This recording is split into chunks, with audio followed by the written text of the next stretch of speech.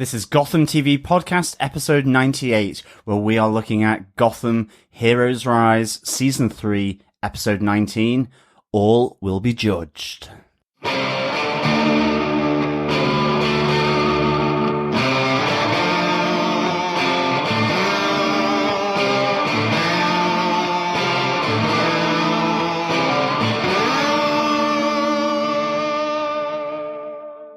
I'm David Mazuz, and you're listening to Gotham TV Podcast. This is Drew Powell, and you're listening to Gotham TV Podcast. This is Robin Lloyd Taylor, and you are listening to Gotham TV Podcast. Welcome back, Gothamites, to this episode of Gotham TV Podcast, episode 98, where we are judging episode 19 of season 3 of Gotham, where we see the executioner arrive and all will be judged. I am one of your hosts, John. I'm one of your hosts, Derek, and yes, we've judged every episode this season so far.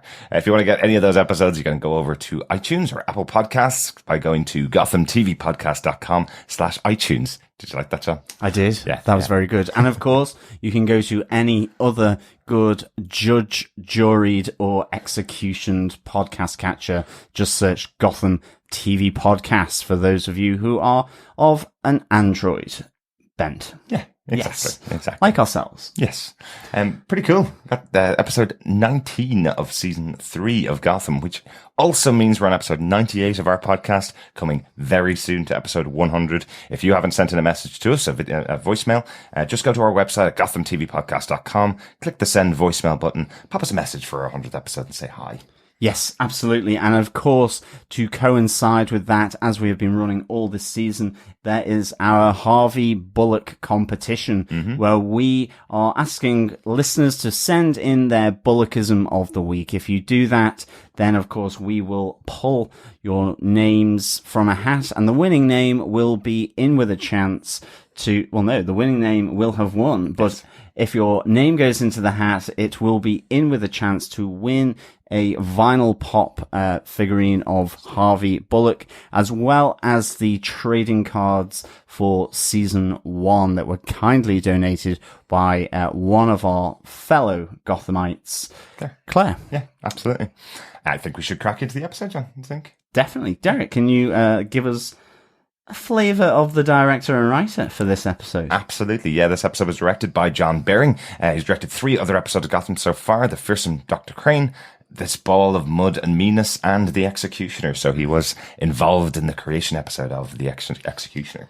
Very, very cool. And who is the writer? It was written by Ken Woodruff, who's written 9 episodes of Gotham so far, including writing The Executioner with John Baring in that episode as well. So they've worked together before. This is an episode that has lots to do with The Executioner, so quite cool to see them in there. John, do you want to tell us what they gave us with your synopsis? Sure. Lee Tompkins begins to have an identity crisis after finding more evidence about Mario's death and visits Tetch in Arkham, where she hears some uncomfortable truths and pursues a course of action that is dangerous for herself and those she holds dear.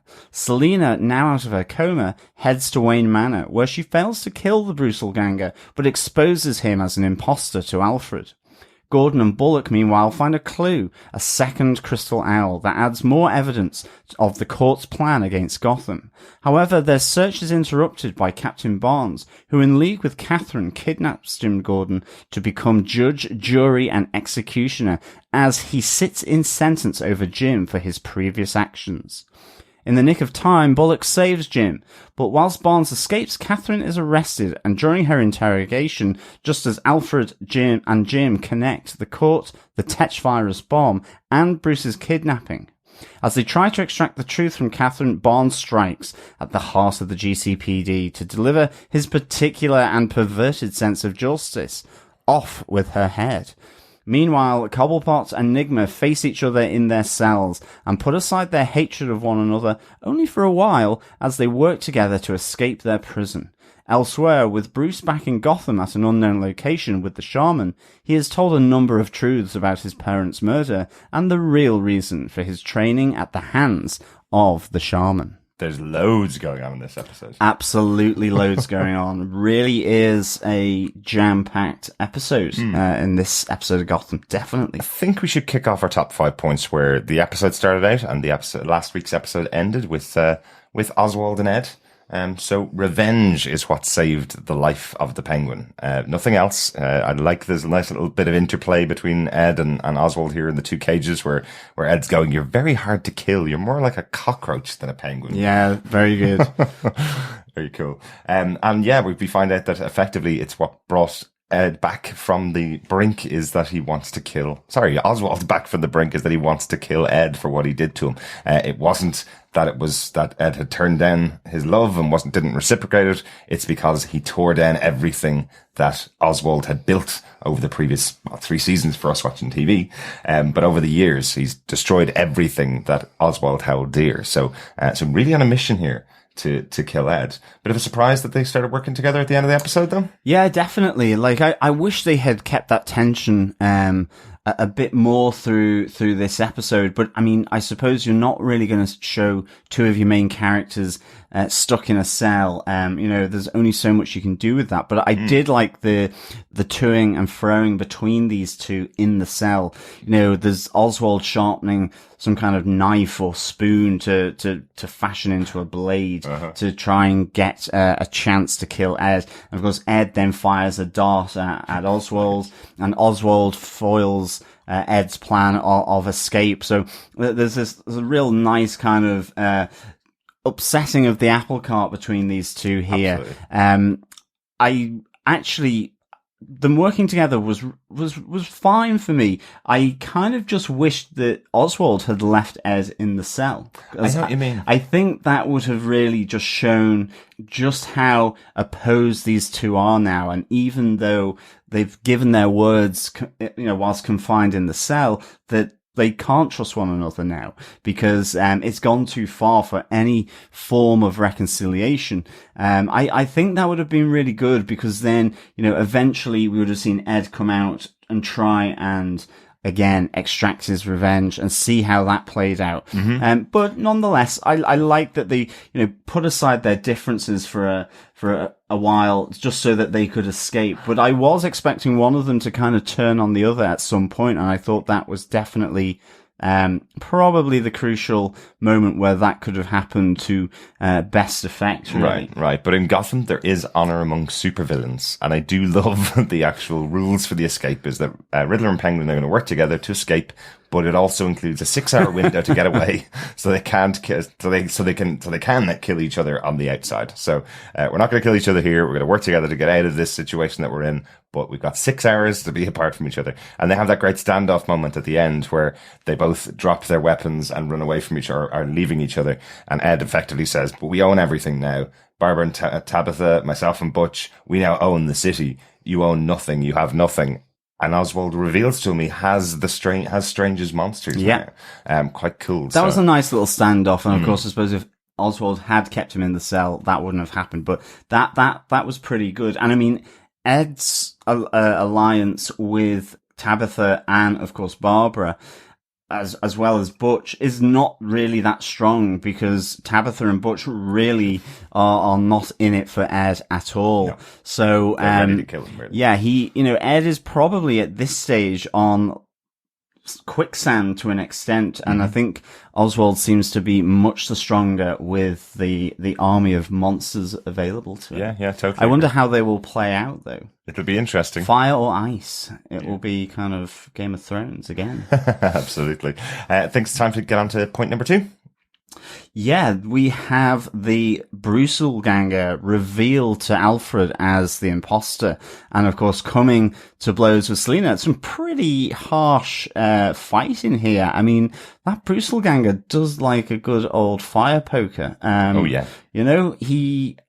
I'm convinced that basically Selina and Alfred would be dead with the blows that he was inflicting to their head with that cast iron poker. Well, if you get shot in the stomach and fall into a river of Gotham and still don't die, I think a poker to the head is just a knockout technique, isn't it? Probably. But, I like this moment where she comes back intent on revenge. But again, his strength shows here against both Selina and Alfred. Absolutely. Even though Selina's a very good fighter, as we know from previous episodes, episodes. He takes her out pretty quickly, and then goes up against Alfred with his SAS training.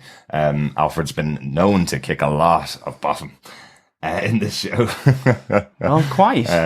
So quite cool to see him, see the two of them go up against each other. I'm sure that must have been so much fun to film with Sean Pertwee and Davin Mazouz, because they're usually, boxing against each other or sparring against each other, but they've never really had a proper all-out brawl like this one, an all-out fight with this one. So it's who can headbutt the hardest. I really like that. And of course then Alfred unfortunately loses that one, but there's who can punch the hardest, who can headbutt the hardest, and then eventually who can wield the cast iron poker the hardest. And it's the Brutal Ganger, but he obviously escapes, but we don't know where to, presumably back to the Court of Owls. Yeah. But they really are slightly in disarray, I suppose, at the moment. So whether he will get safe harbor somewhere, who knows? Yeah. But another bit that kind of came out of these scenes between 5 and 4A and Selena and Alfred, the kind of impact between Selena and Alfred, there's never really been much love lost between these two in the series, but Alfred was pretty strong on the fact of getting,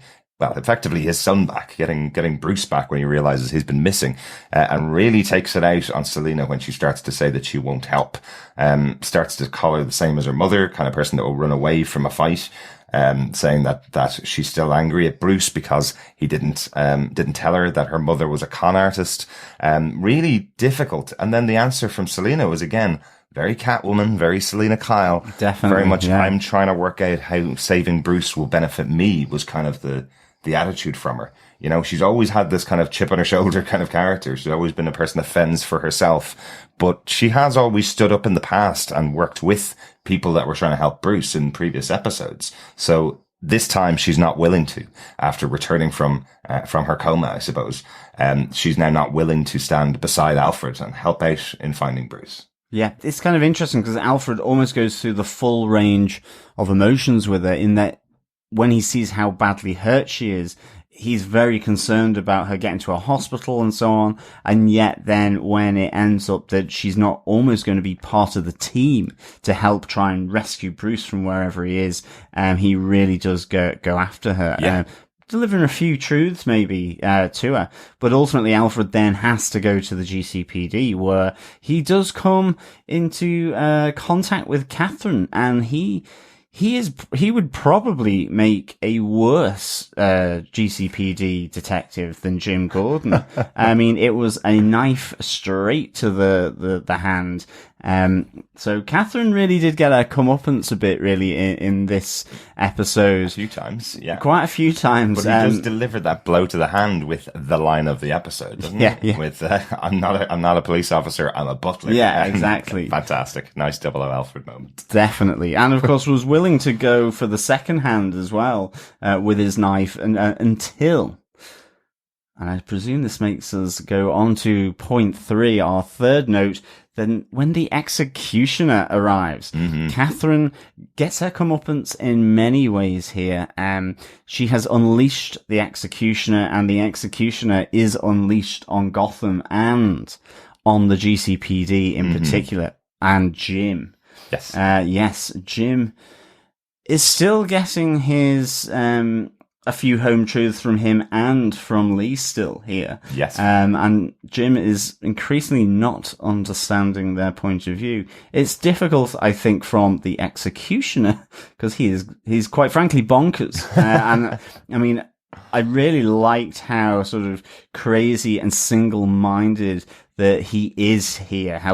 And how, the Captain Barnes, that they keep trying to sort of come and appeal to any bit of Captain Barnes that's left there in the executioner. Yeah. And there simply is none. So I really, really enjoyed that. And I think the courthouse scene, very reminiscent of Dark Knight Rises, I felt.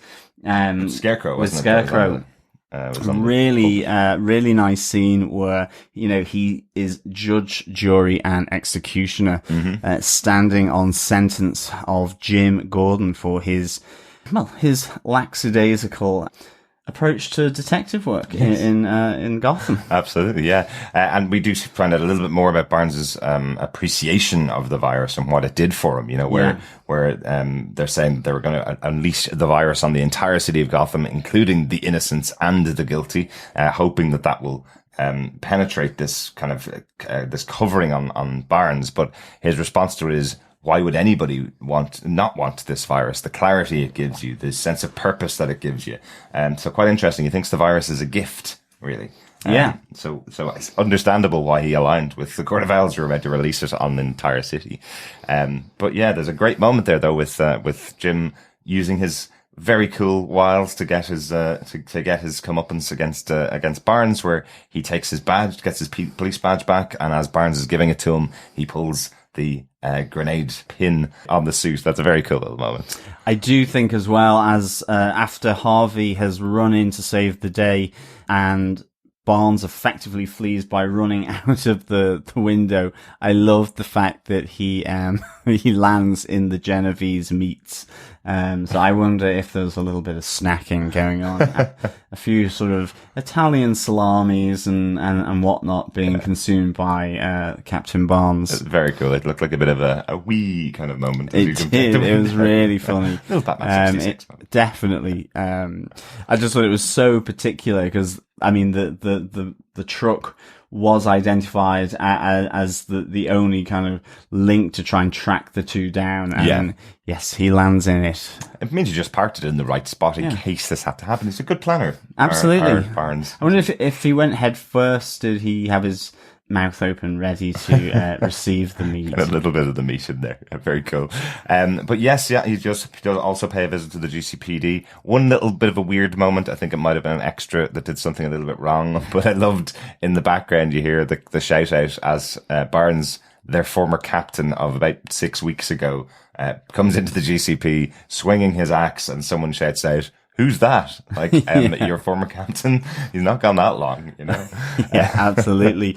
But Catherine gets on the sharp end of the executioner as well. Oh, yes. I love the fact that the head rolls towards Alfred, who then is like screaming out no, because he's just lost the link that he thought he had to trying to find out where Bruce is being kept. Mm-hmm. Yeah. Interestingly, again, they now all know that Catherine is not a leader of the Court of Owls. She's a member of the Court of Owls, but they've always thought she was a leader. So they did find that out before her untimely death. It is kind of sad. She's been a very iconic kind of character throughout this season. We're on episode 19, and she's appeared in almost all of the episodes of the season in some capacity. And she was becoming a very big character in the show, but kind of sad to see Catherine go. Yeah, she was a good villain. Mm-hmm. She was sufficiently above it all and hoity-toity, kind of really I thought it was really good. The what? Brilliant phrase. Yes, I thought it was just really well played how commanding she was, and she really was. And of course you would think she was the leader, but I think increasingly we're seeing the shaman being more important to the Court of Owls, or maybe not. But interestingly, yeah, the swipe of Barnes's hand, where he takes her head off with one swipe, is pretty brutal, really. And then says that all will fall before the blade of the executioner, just before the hand gets blown off by a shotgun. So it's not even just that the blade gets knocked off, it's Barnes's left hand is removed by the shotgun blast. Yeah, and he escapes again, we find. So he's a good escape artist as well. Like, and I love Harvey Bullock, really just exasperation. We've only just arrested him. He's being shipped back to Arkham Asylum, and he's managed to escape his prison guard. Yeah. Poor old Harvey. This episode was going through a lot of emotions this time. It was chaos reigning supreme. And of course, the precinct got a pretty big hit with smoke bombs, normal bombs being flung around by Captain Barnes in his previous church. Yeah. Yes, absolutely. I liked Jim's in his fight with him, saying, "This is now my church. This is my place." Another little foreshadowing of the fact that he will eventually become Commissioner Gordon. So Yeah. nice little moment there.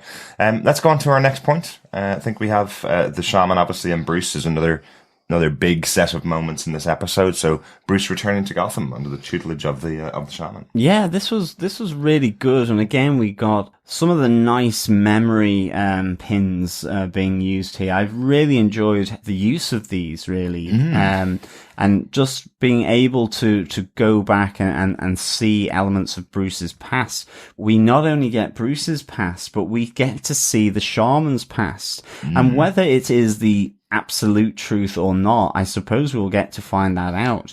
But we do seem to get the impression that Thomas and Martha Wayne were killed and murdered like Jim's father at the orders of the Court of Owls. And the shaman kind of really softens this blow a bit to Bruce by saying that he was absolutely not for this murder, that they were actually very powerful and an old family like the members of the court, that brought good to Gotham, which seems to be what they are attempting to do by wiping the slate clean with the Tetch virus. It has descended into chaos and crazy crime, and that's what they want to stop, and that the Waynes were a good part of Gotham.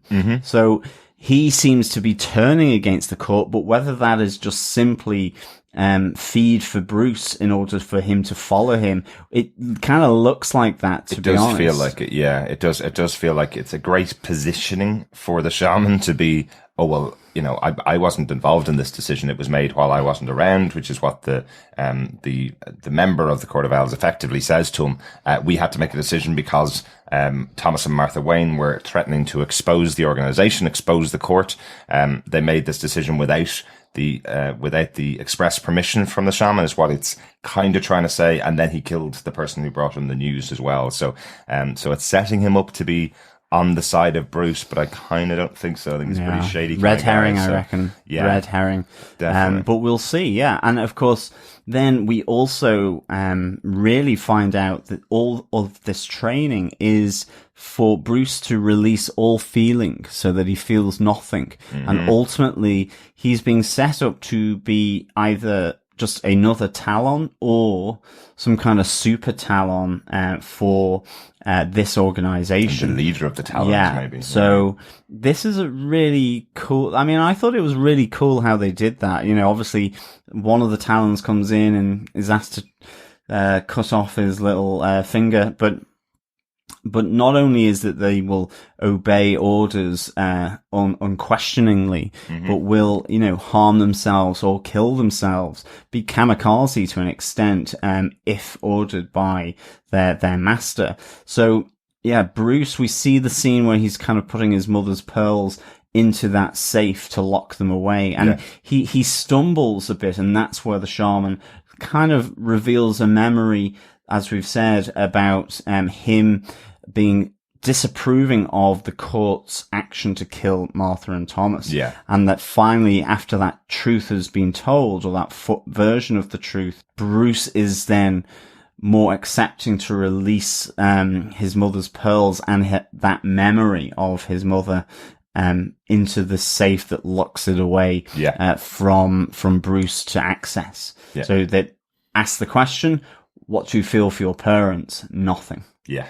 So he's being desensitized, de-emotionalized to his parents and their memory. Well, his parents' murder, right? Yes. It wasn't that he's forgotten his parents or that he hates his parents or anything like that. No, It's absolutely. nothing about the murder of his parents at the moment. Quite a cool one. I do think the one feeling he definitely has to get over is probably the pain of the amount of needles he's now had in his head.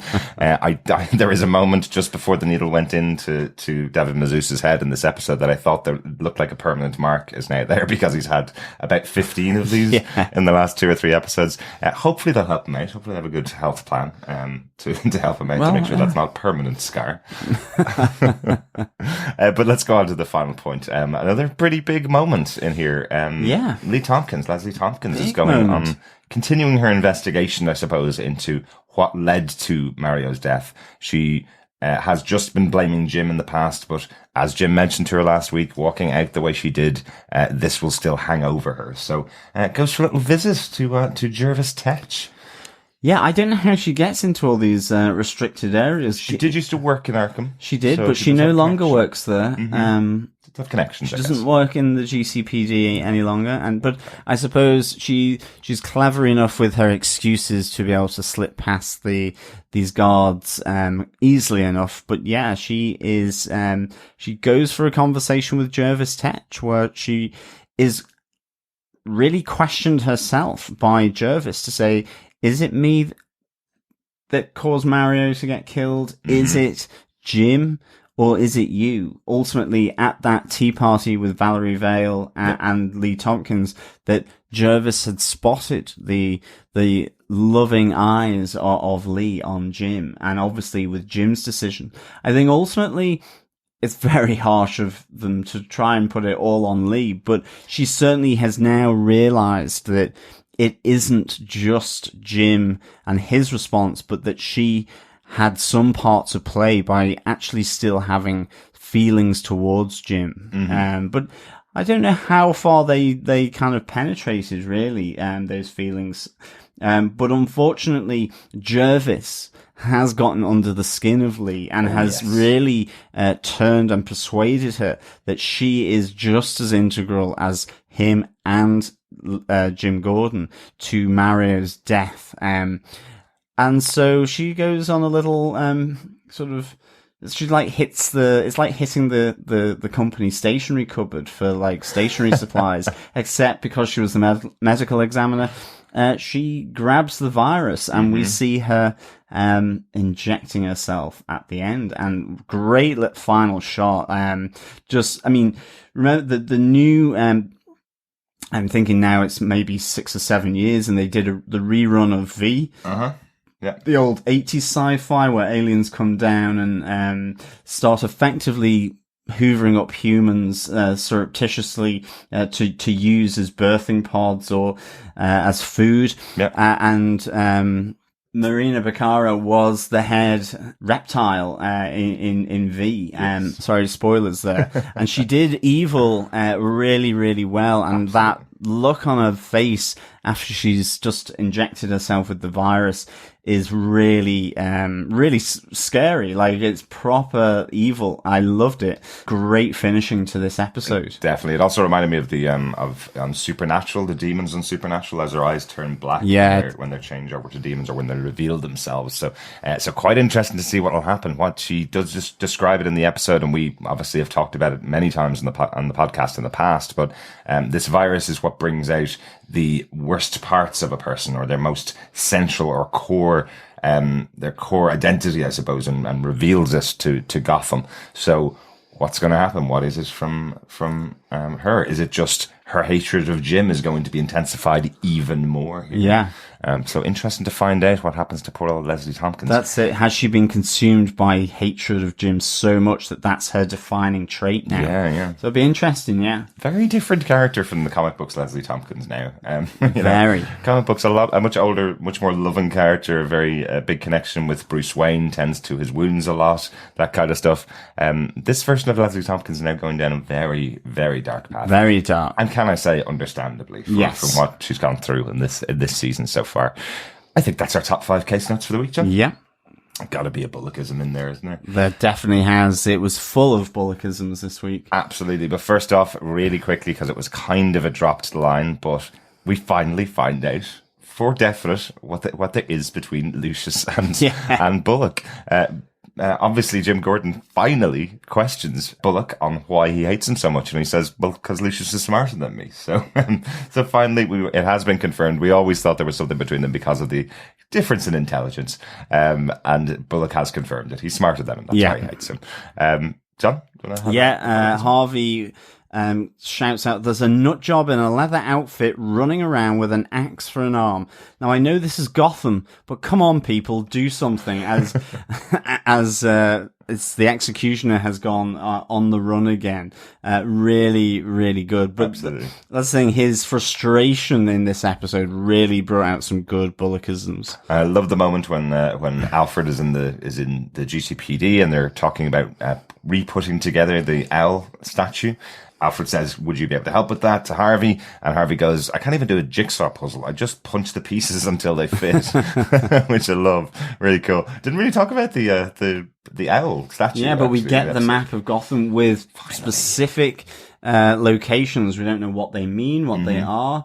But yeah, and they have to reassemble the smashed crystal owl from Wayne Manor that Jerome smashed horribly in an earlier episode. Yeah. Do you know what? And I will say, it's a TV show, different writers on different episodes, and I think we made the point at the time that the owl statue seemed way too important to just be picked up and smashed on the floor. We were speculating about what it was for a couple of weeks, and they'd shown there was a map inside it. So it was, I think that was a mistake. In a way, it was something that was taken off the table by mistake by one of the writers. So by putting it back on the table again, reconnecting a glass vase, it's heavily smashed on a concrete floor. It's a very difficult thing to do. So luckily these three guys, have a really good, crafting mentality and are able to reconnect it perfectly.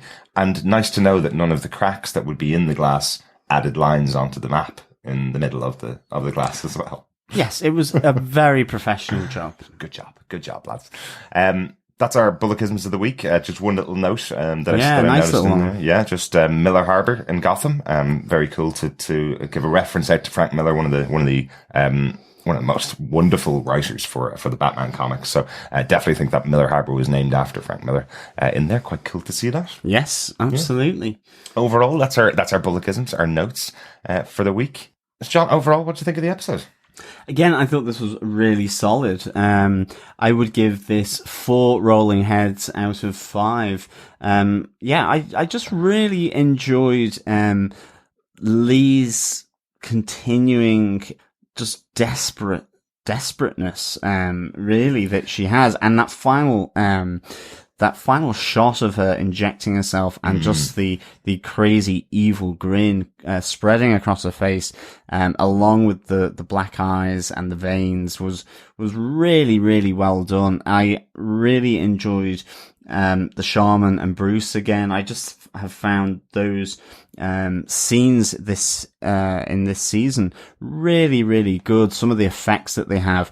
It was great to have Selena go after the doppelganger and have Alfred come out of Wayne Manor. The whole payoff with the executioner is good. It's overhyped, but it's good. I've really enjoyed the way Captain Barnes has just had his personality reframed with the executioner. And, R.I.P. Catherine, she has been a really great master puppeteer and villain, and to get her comeuppance, firstly at the hands of Alfred with the knife, and then with her getting her head lopped off by the executioner. Yeah. I suppose in Gotham that is a fitting way to bow out. Not that she can bow anymore, but a great character, really good as what looked like the head of the Court of Owls, but the head has been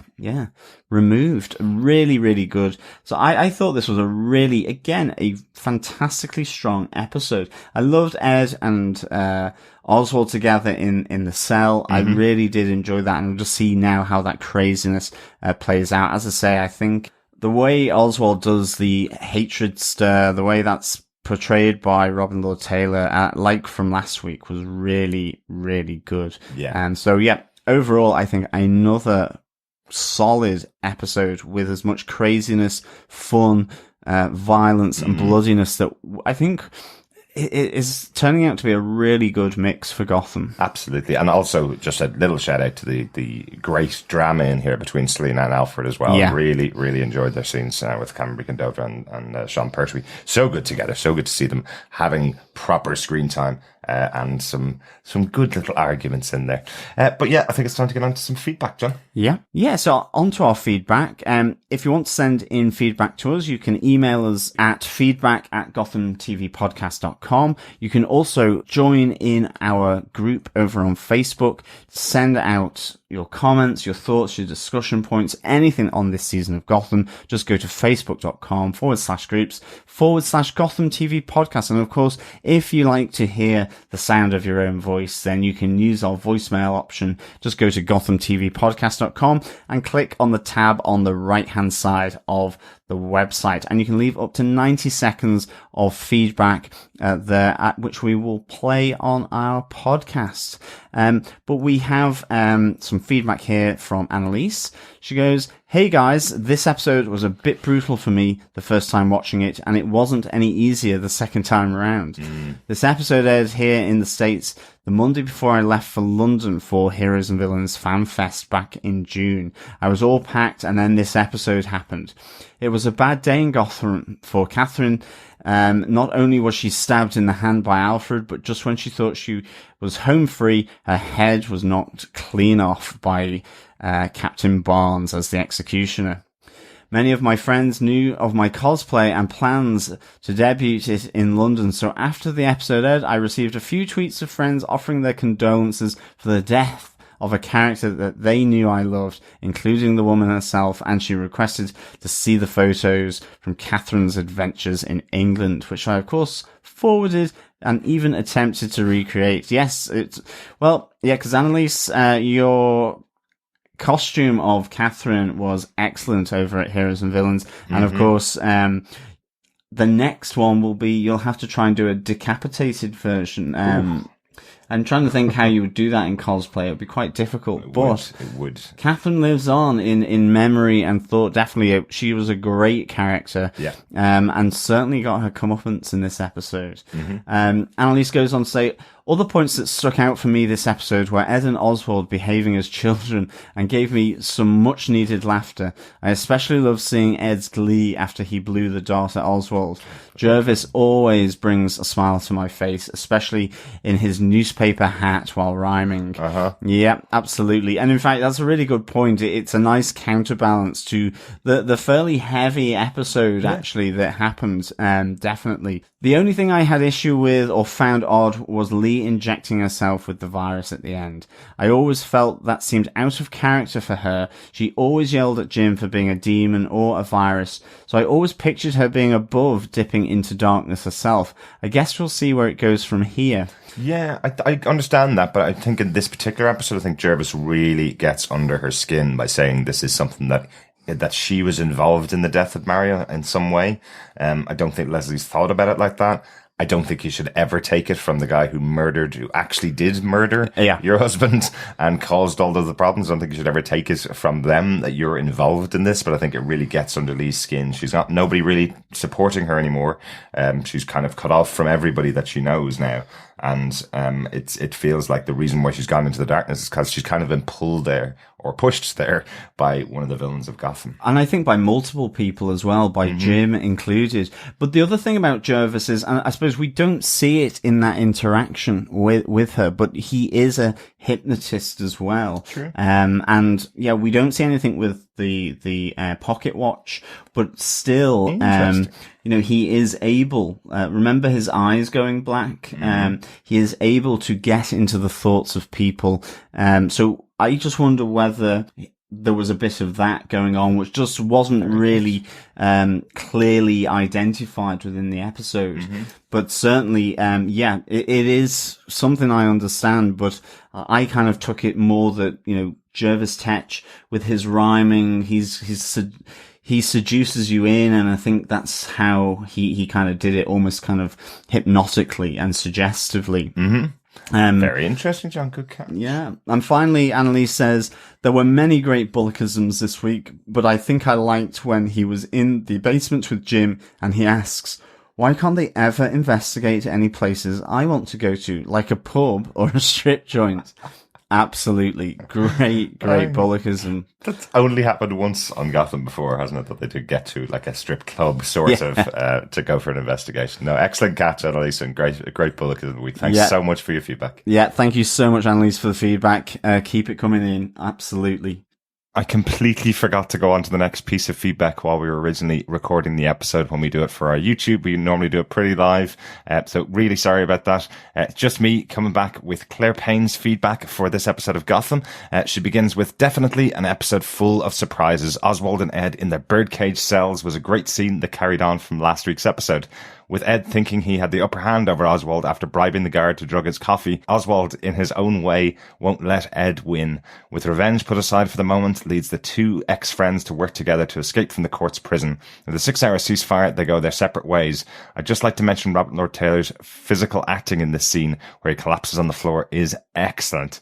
Oh, I totally agree with you, Claire. That's the second mention of the birdcage cells, and I don't think I caught that. I think that John mentioned something like owl cells, something like that, but I don't think I caught it. For some reason, they do absolutely look like birdcage cells. Yeah, really episode full of surprises. Totally agree with you. Claire continues on with the standout character in this episode for me has to be Alfred. His immense anger with Selina after she refuses to help Alfred find the real Bruce is fantastic, and I feel actually deserved. I can understand that Selina still has a grudge against Bruce because of her mom, but Bruce has always been there for her. Then Alfred turning up at the GCPD and realizing Catherine is being interviewed by Jim. You really see the side of Alfred when it comes to Bruce. He will cross the line. He doesn't need the good cop, bad cop routine. He's a butler. One of the greatest moments in Alfred's time on Gotham. Yeah, Claire, totally agree with you. This moment with Selina and Alfred was definitely one of my favorites, as I mentioned in our podcast episode. Really enjoyed it. It's really tough seeing Alfred go so hard line against Selina. You know she has her own problems. You know she has her own troubles, but the way she's been going, yeah, it does seem like she's going down her darker path already, on the way to becoming Selina Kyle Catwoman in future. Claire continues with Catherine's head being cut off by Barnes was definitely a huge shock and surprise. Not sure on Barnes's leather outfit though. Interesting outfit, wasn't it? Definitely like the knife. Definitely like that. Maybe that's the reason why one of the GCPD exclaimed, "Who is that?" Maybe that he just didn't recognize Barnes' leather outfit since he always wore those immaculate suits. And Claire says, "Twinkle, twinkle, little doctor." Another truly great scene with Leslie and Jervis. The reveal from Tetchum why Mario was infected was to torment Jim and Leslie is to blame was outstanding. Again, I know I've said this a few times. Gotham ends on another great ending with Leslie injecting herself with the virus. Absolutely great. Yeah, really good. Liking this dark side of Leslie. Really liking seeing it. I'm really wondering what effect the virus is going to have on her when we come back next episode. Thanks so much for your feedback, Claire. And sorry I didn't get to read it while John was here. Please keep sending it in to feedback@gothamtvpodcast.com. Yeah, so thank you as always for all the feedback. It is really much appreciated. Please subscribe to us over at gothamtvpodcast.com/iTunes. Just go on to Apple Podcasts and subscribe or leave a review. And of course, you can subscribe to any other good podcast catcher for Gotham. Just search Gotham TV Podcast. Yes, thank you so much for joining us. Really good to have you with us for this episode. Next episode, episode 20, which is Heroes Rise Pretty Hate Machine. It's the name of Nine Inch Nails' first album. So I'm wondering why that's the choice. There's been a few choice names throughout this season, things like Burn the Witch, which was Queens of the Stone Age. Really interesting to see why they're picking these particular songs. Probably some of the darkness of Gotham matches with these types of bands, maybe. I wonder if Danny Cannon may be involved with this episode. He does have great taste in music. He does, and I suspect it's got a lot to do with Ms. Tompkins. Very true. Very true. Let's see what's happening in that episode. Our review will be out on Wednesday, the 23rd of August. And a reminder, 1 month later, just under 1 month after that, Gotham Season 4 will be starting to broadcast in North America. We are moving. Our podcast room will be changing in the next couple of weeks, which means that we are going to be able to cover Season 4 at the US pace, so at the North American pace. So quite cool. Hope you're going to join us. It does mean a very small break between the end of Season 3 and the start of Season 4, but there will be a break, and you'll get to hear our thoughts as soon as it comes out from the US, which is quite cool. Absolutely. As always, thank you so much for listening, and we will speak with you again next time. Talk to you next week. Take care. Bye. Bye. Bye.